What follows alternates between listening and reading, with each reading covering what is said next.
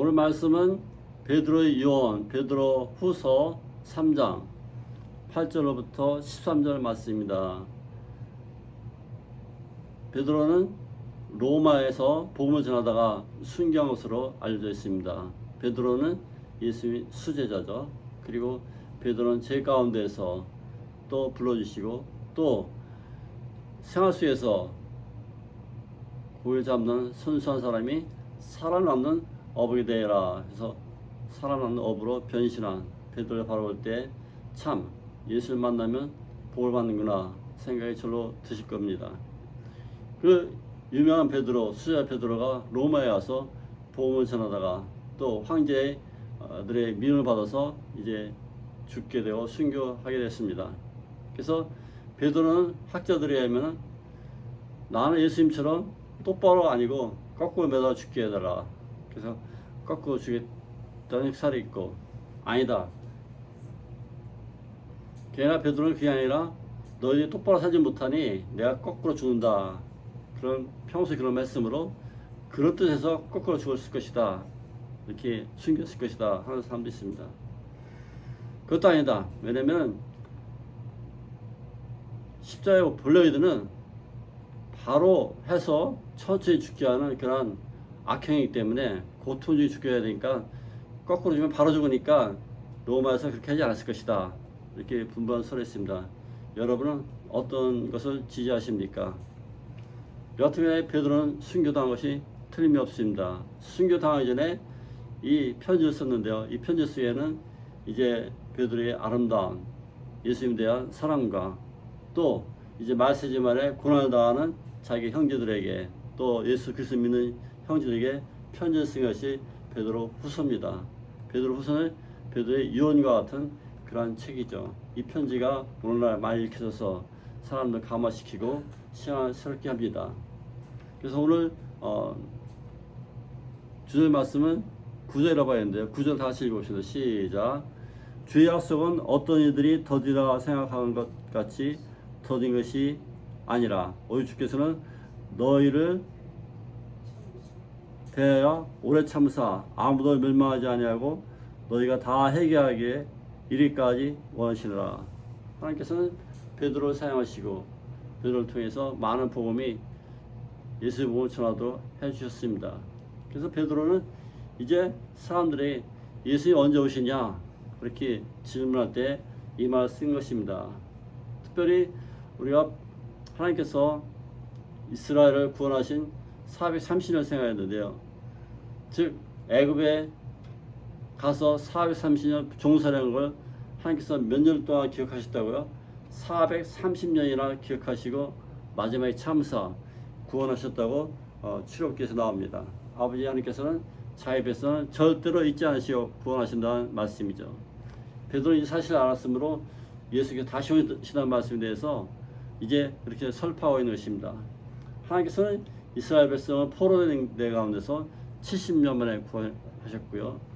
또 아모스에게는 온 세계 사람을 위해서 예수 그리스도를 내어주시는 말미암아 이 세상 사람을 구원해 주신 그런 것이 2000년 전이었습니다. 그 예수께서 다시 온다는 말에 제자들이 이제 언제 오나 기다리고 있었는데 이제 베드로는 이렇게 했습니다.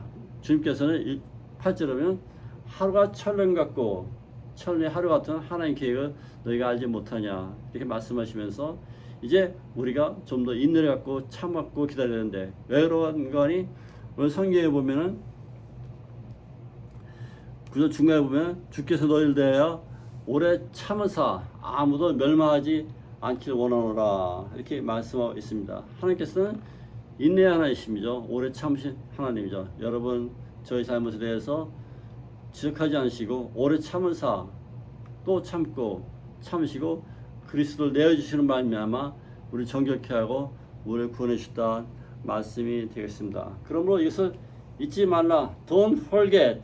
잊지 마십시오. 이렇게 사도 베드로는 자기 제자들에게 말씀하고 있는 것입니다. 여러분 잊지 마시고 예수님은 다시 오신다는 사실에 대해서 기억해 주시길 간절히 바라십니다. 그리고 다 회개하기를 원하노라. 9절 하반절 말씀은 다 회개해서 돌아오게 원한다는 말씀입니다. 예수님은 늘 제자들에게 너희가 회개한다고 말씀했는데요.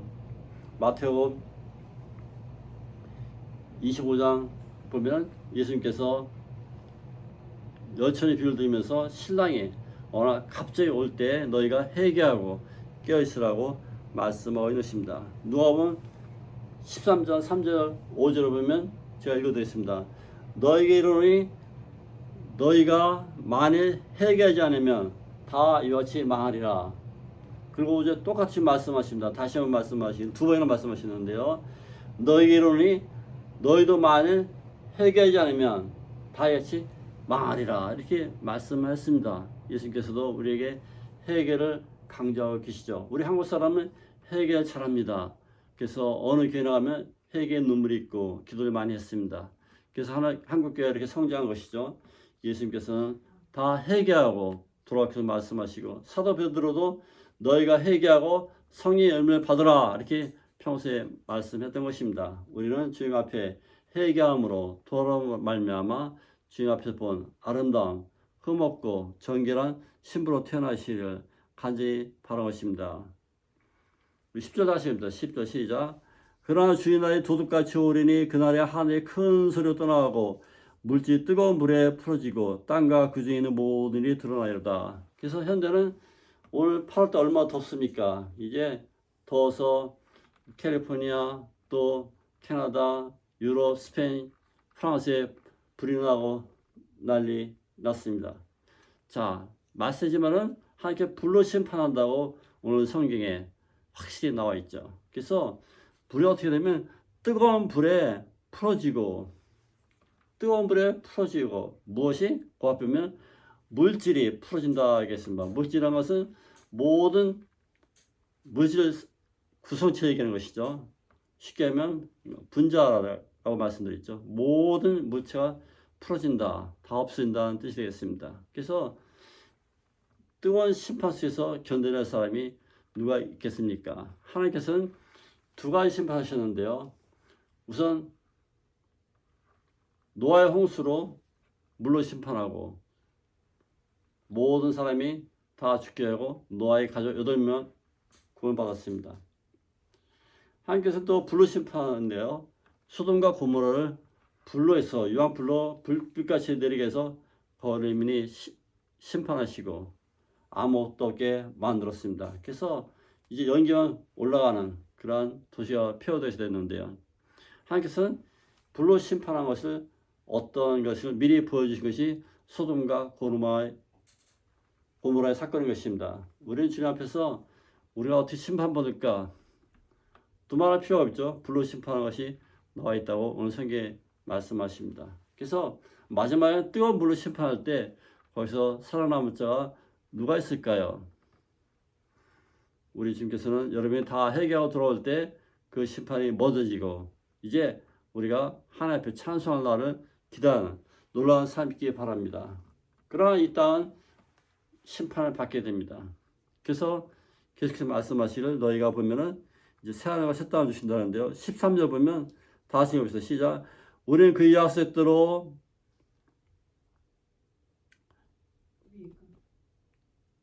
의가 있는 새하늘과 새 땅을 바라본다. 그래서 새하늘과 새 땅을 바라본 그런 삶이 있기를 간절히 바랍니다. 새하늘과 새 땅은 이제 이스라엘에서부터 출발해서 계시록까지 연결된 새하늘과 새 땅이죠. 그래서 우리가 이 사는 땅은 심판받을 땅이 틀림없습니다. 그래서 내가 사는 땅이 영원할 거라는 것은 착각이죠. 불로 심판받고 그런 다음에 새로운 하늘과 새 땅을 주신다고 약속하고 계십니다. 그래서 어떤 사람은 이게 세상이 심판받다니까 아무렇게 쓰자. 그것도 안 되는 거죠. 하나님 주신 땅 잘 쓰되 이제 심판받지만 새로운과 새 땅과 새 하늘을 바라볼 때 우리 놀라운 삶이 여러분 인생에 펼쳐지기를 간절히 바라십니다. 우리 주님께서 보라 주님께서 도둑처럼 임하신다고 말씀하시는데요. 이제 열처녀 비유에서 보면 신랑이 밤늦게 온 경우가 많습니다. 그 당시에는 2000년은 교통시 발달하지 않기 때문에 걸어서 오고 가마 타고 오고 그러니까 이게 너무 멀어서 이제 느껴오는 경우가 많이 있었습니다. 밤늦게 신랑이 와서 신랑이 왔다 그러는데 미련한 처녀들은 잠들고 슬기초는 기름 준비해서 신랑을 맞이하는 잔치에 참여하게 되는 것이죠. 사랑하는 여러분, 우리는 예수님의 이런 비유를 통해서 우리가 깨어난 아름다운 신부가 되기를 간절히 바라겠습니다. 마태복음 25장 6절에 보면 밤중에 소리가 나되 보라 신랑이다 맞으러 나오라 이렇게 예수께서 직접 말씀해 주셨습니다. 우리는 참된 신랑 예수 그리스도를 만나는 그런 놀라운 삶이 있기를 간절히 바라겠습니다. 그때가 바로 예수님이 다시 오실 때가 되는 것입니다. 우리는 예수님 다시 오실 때 그분 다시 바라보고 새 신을 맞이하며 우리 영원한 신부로서의 삶을 우리가 정결한 삶을 살아갈 것을 오늘 말씀하고 있는 것이죠. 그래서 오늘 11절에 봅시다. 시작. 이 모든 것이 이렇게 풀어지니 너희가 어떠한 사람이 되어야 마땅하냐. 거룩한 행실과 경건함으로 살아갈 것을 말씀한다고 얘기했습니다.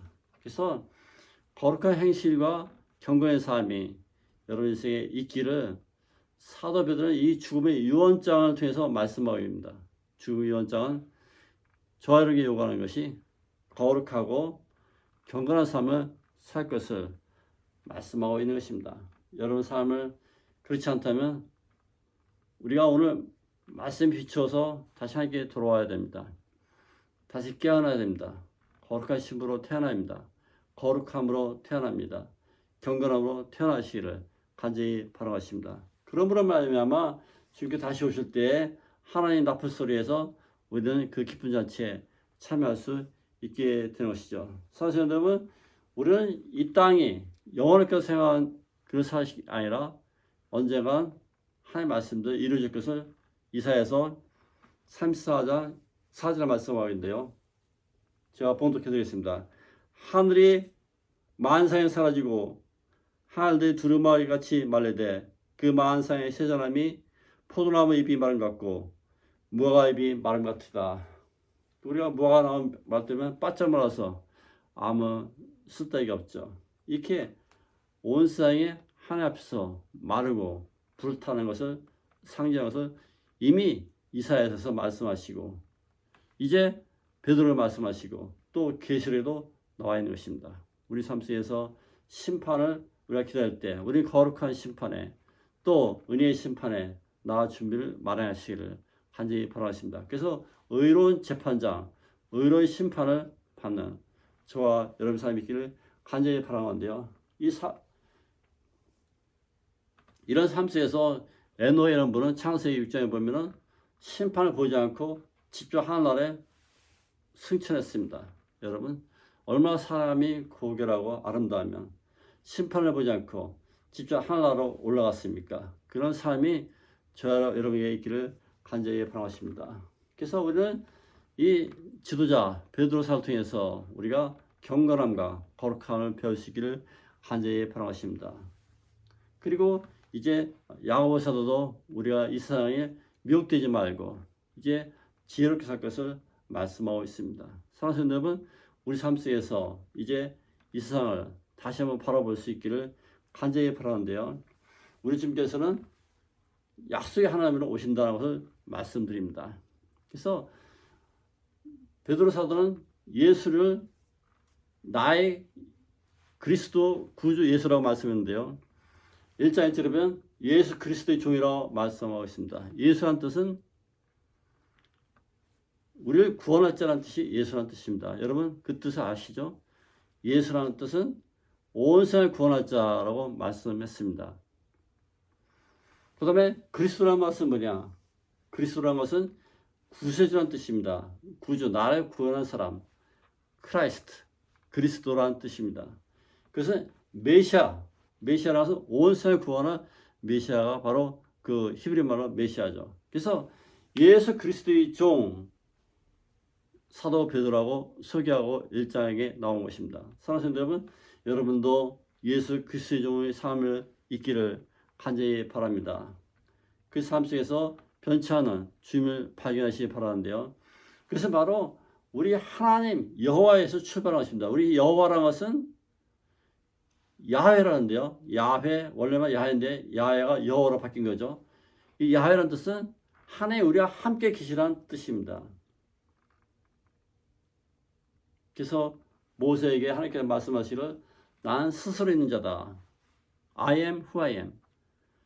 그래서 야훼다라고 말씀하신 것이 우리 주님이 여러분이 나타난 그런 놀라운 사실을 발견하시 바라는데요.